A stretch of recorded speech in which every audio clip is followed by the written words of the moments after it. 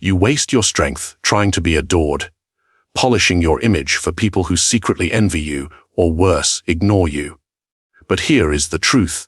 Likability is a leash. It keeps you tame, predictable, and harmless. In this video, I'll show you how to break that leash and replace it with the cold, silent respect that only power commands. There comes a point when a man must choose to be loved or to be feared. The weak crave warmth and validation. They wish to be seen as good. The strong, however, understand that the affection of others is a weapon that turns against its holder. The pursuit of likability robs you of your authority, your focus, and your freedom. In the quiet chambers of power, no one cares if you are liked. They only care if you can influence, if you can bend outcomes, if your presence demands silence when you enter the room. So today, we will tear apart this illusion, this sickness of needing approval, and replace it with something unshakable: presence, control, and power. You think you're being clever when you try to make everyone like you. You smile, you agree, you soften your edges. But every time you do, you hand over a small piece of your power. Let me ask you something.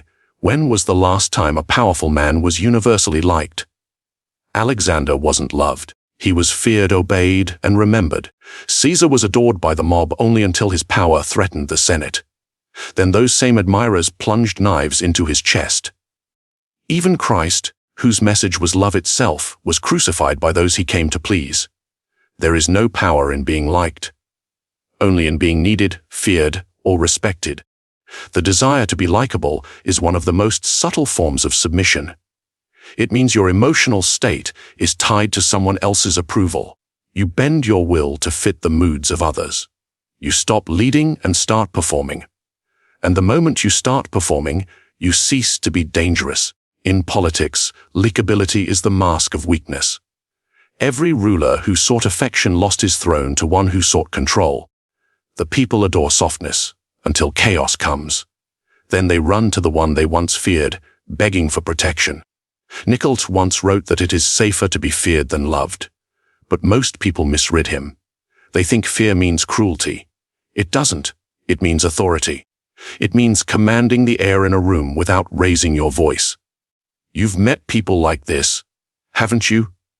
The colleague everyone tiptoes around. The leader whose silence feels heavier than others' words. You can't explain it, but something in you yields. That is the aura of power. And it is born not from being liked, but from being untouchable. Psychologically, likability is an instinct, a survival mechanism. We evolved to seek approval because isolation once meant death. In the tribe, being liked kept you alive, but now, in modern hierarchies, that same instinct enslaves you. You become addicted to smiles, compliments, and validation. The new currency of the weak. Think about it. When you're desperate to be liked, your mind starts scanning for threats. You overanalyze tone, words, expressions. You give others the power to define your value.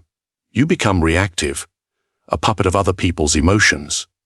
Meanwhile, those who control power use your need for approval to manipulate you. They flatter you, then withdraw. They give you a taste of belonging, then deny it. They condition your behavior like a master trains a dog, through praise and neglect. Look closely at modern manipulation. Social media thrives on the same mechanism. The like button, the perfect symbol of submission. Each tap a tiny hit of dopamine, training billions to seek applause rather than truth. You measure your worth by the flick of another's thumb. And they call it connection. But power begins where approval ends. When you no longer depend on others to validate your choices, your mind becomes dangerous. You become self-directed, unpredictable, and therefore untamable. The powerful man doesn't ask, "Do they like me?" He asks, "Do they obey me?" He doesn't chase affection, he cultivates necessity. He knows people don't have to like him. They only have to need what he offers. When you abandon the chase for likability, you start to see people clearly. Every smile hides an interest. Every compliment conceals a motive. Most alliances are built on mutual benefit, not affection. Understand this, and you will stop mistaking friendliness for loyalty. Even in personal relationships, the same principle holds. The more you try to be pleasing, the more others lose respect for you. People do not cherish what bends too easily. They cherish what resists, what challenges, what holds its ground. Power attracts not through warmth, but through gravity. Do not be afraid to disappoint. Disappointment is the tax of independence. And every time you choose truth over approval, that independence grows stronger. Ask yourself, do you want to be liked by the crowd or feared by the mediocre? Would you rather comfort others or command them? History remembers those who defied affection in pursuit of strength. Those who ruled not by smiles, but by presence, and their names, whispered in both awe and hatred, still echo through time. So stop chasing likability. Let them misunderstand you. Let them resent your distance. Because from that distance, power is born. You've been taught to seek comfort, to keep peace, to make others feel at ease around you. But power does not live in comfort. It is born in tension, in the space between fear and respect, uncertainty and desire. Ask yourself, when do people pay the most attention to you? When you please them, or when your silence unsettles them? The human mind is drawn to what it cannot predict. Uncertainty provokes fascination, tension creates gravity, and gravity in power is everything. Consider the great rulers of history. Julius Caesar's soldiers followed him not because he was warm, but because he carried himself like a storm. He created unease, and through it, devotion. When he crossed the Rubicon, the act was not just rebellion, it was theater. Every gesture carried tension. His allies watched in awe. His enemies trembled. That is how power announces itself, not with words, but with weight. The weak man fears tension because he equates it with conflict. He thinks peace means safety. But peace without power is submission wearing perfume. It smells sweet until someone stronger decides to take what is yours. You may not rule an empire, but the same law governs every room you walk into. The moment you try to make everyone comfortable, you lower your value. Comfort dissolves authority. It breeds familiarity, and familiarity erases mystique. Tension, on the other hand, awakens respect. It keeps people slightly on edge, unsure where they stand with you. That uncertainty makes them careful with their words, deliberate with their tone. They treat you as something rare, something that must not be mishandled. This is psychological warfare at its most elegant. You don't need aggression, you need control of the atmosphere. Think of it like a king's throne room. No one sits until he does. No one speaks unless invited. Why? Because tension rules the air. It dictates behavior without a word being spoken. Now, translate this into modern power. A leader who is too casual loses command. A man who laughs too freely loses mystique. A woman who over-explains her authority invites resistance. Restraint is the tool of the powerful. The ability to remain calm while others scramble for approval creates a psychological imbalance. And people instinctively yield to balance.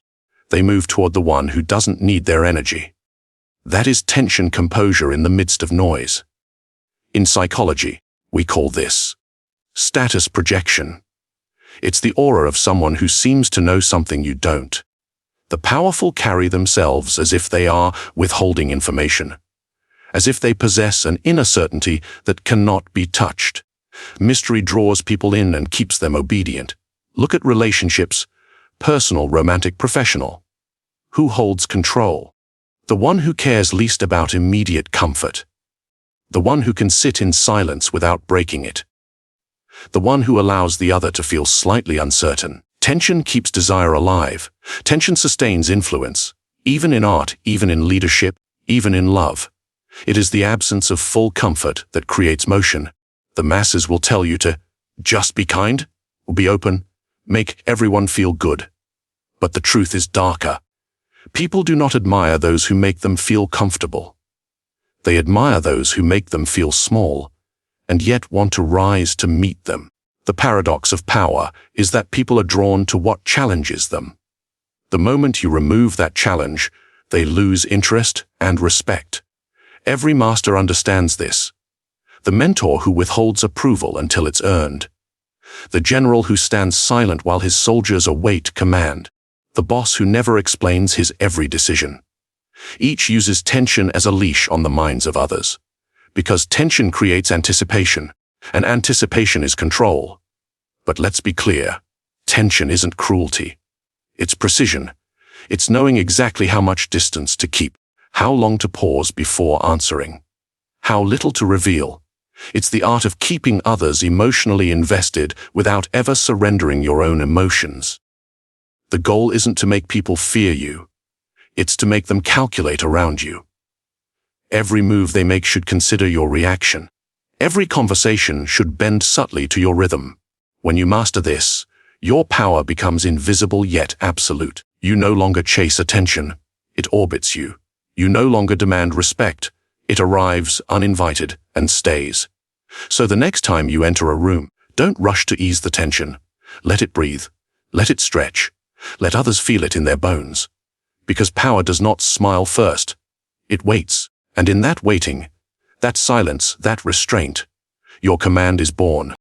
You've been taught that goodness is virtue. That to be kind is to be strong. That morality is the highest form of power. But history whispers a darker truth. Goodness has always been the most elegant disguise for control. When a man wishes to rule, he does not appear ruthless. He appears righteous. Because the righteous are trusted, and trust is the easiest door to walk through. Think of religion, politics, business. Every empire begins with a promise of virtue. Follow me, for I know what is right. And behind those words, ambition sharpens its blade. The illusion of goodness disarms people. It makes them obedient, compliant, and blind to motive. They do not question what feels pure. They only kneel before it. Do you see it now? Power rarely wears armor, it wears compassion. The tyrant doesn't begin by commanding. He begins by protecting. Look at history's most cunning rulers. Augustus Caesar claimed to restore the republic while quietly strangling it. He spoke of peace, virtue, and duty, while consolidating total power. The people adored him. The Senate praised him. And Rome became his personal machine. That is the genius of the moral mask. If you control the definition of good, you control behavior itself. Psychologically, humans crave moral certainty. It soothes their anxiety. They want someone to tell them what is right. Because independent thought is terrifying.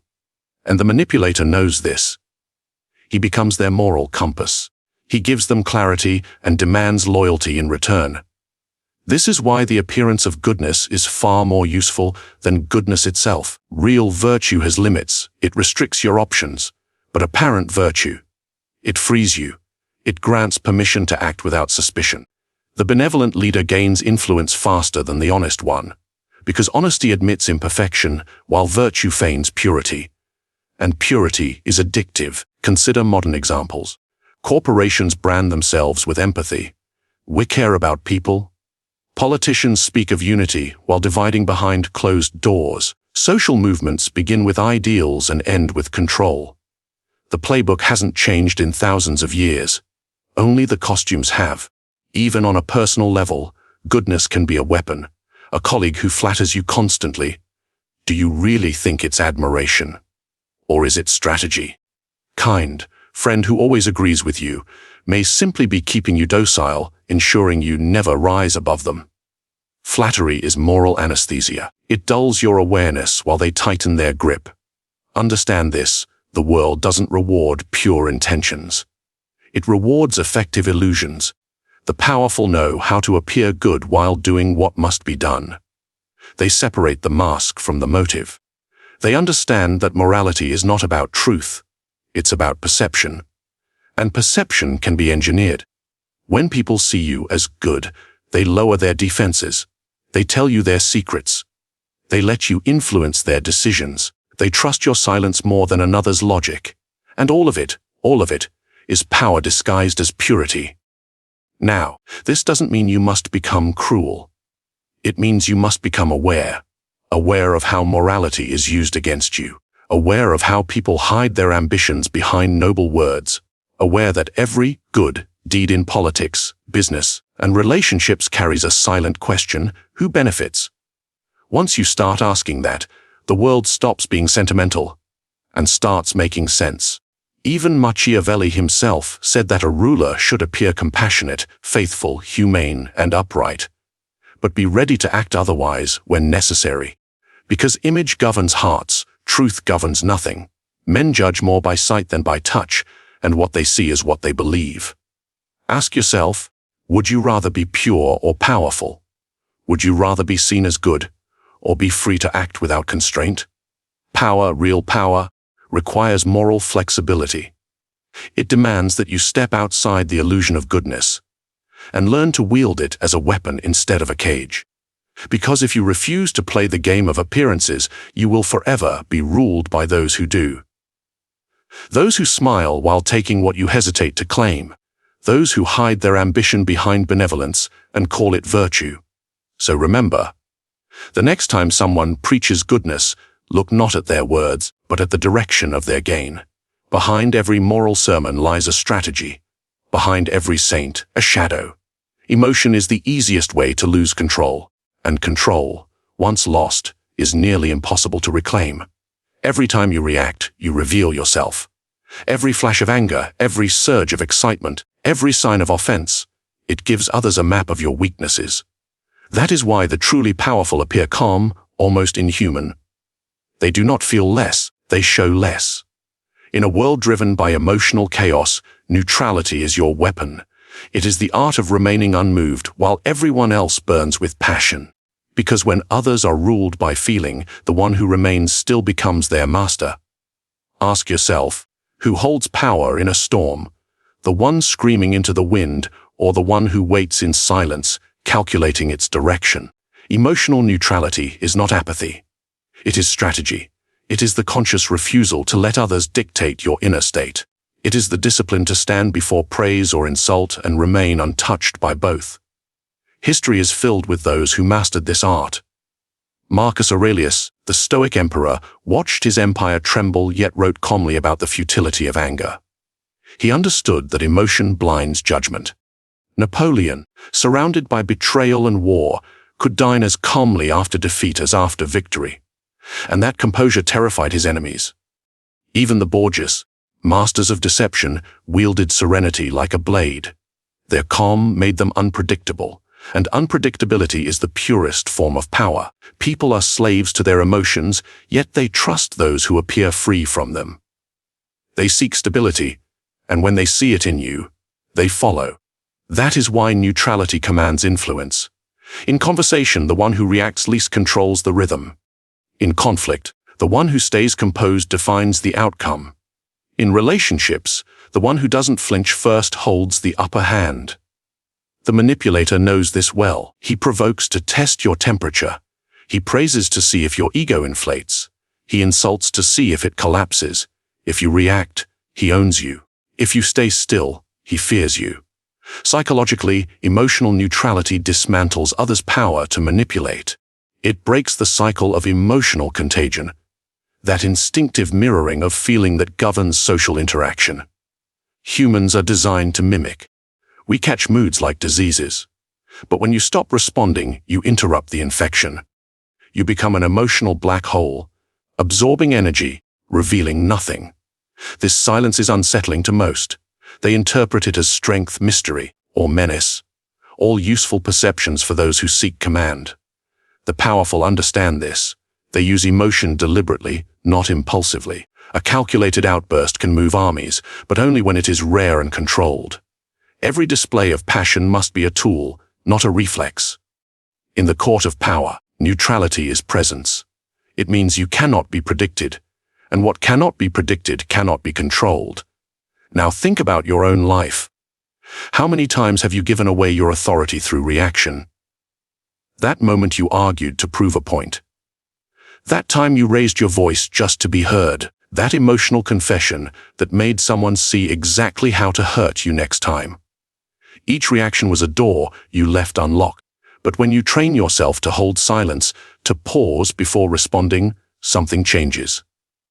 You begin to watch others instead of defending yourself. You see how easily people expose themselves when they feel safe in your calm. Their need to fill the silence becomes your intelligence network. Their emotions become your information. This is not cruelty, It is observation. The world rewards the observer, not the participant, and emotional neutrality gives you the vision to see motives others are too reactive to notice. Understand influence is not about domination. It is about balance.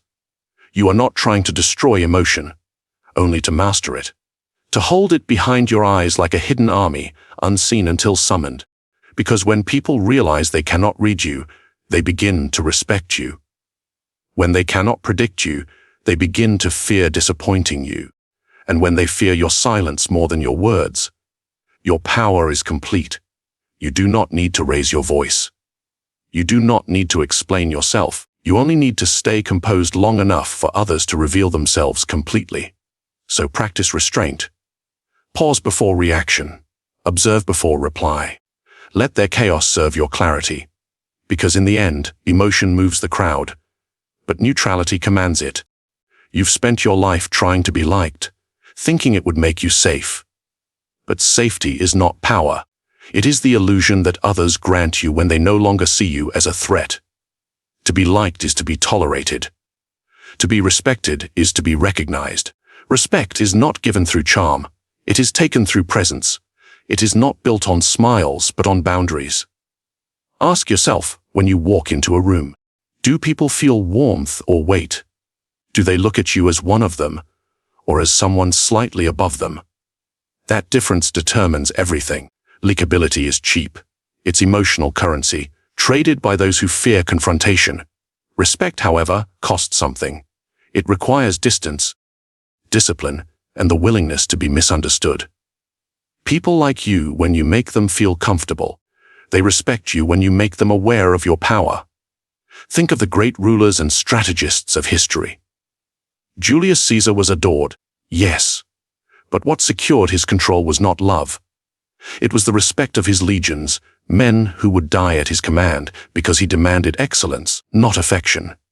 Alexander the Great inspired loyalty, not likability.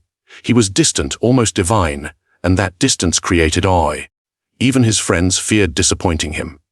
Napoleon once said, "If you wish to be obeyed, it is necessary to know how to command." And command begins with respect, not charm. Likability fades when circumstances change. Respect endures even when people despise you. There's a psychological reason for this. Humans admire strength more than kindness. We are drawn to dominance, even when we deny it.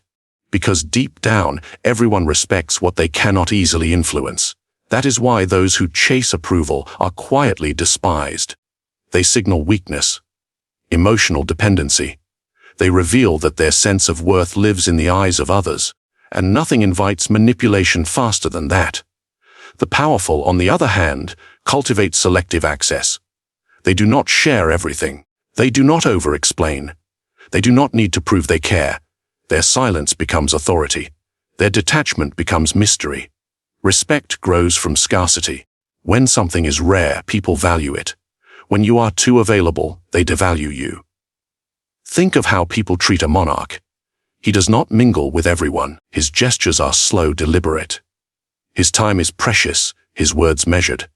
Every small act becomes symbolic because it is not easily given. Apply this to your own life. When you set boundaries, people resist at first, then they yield.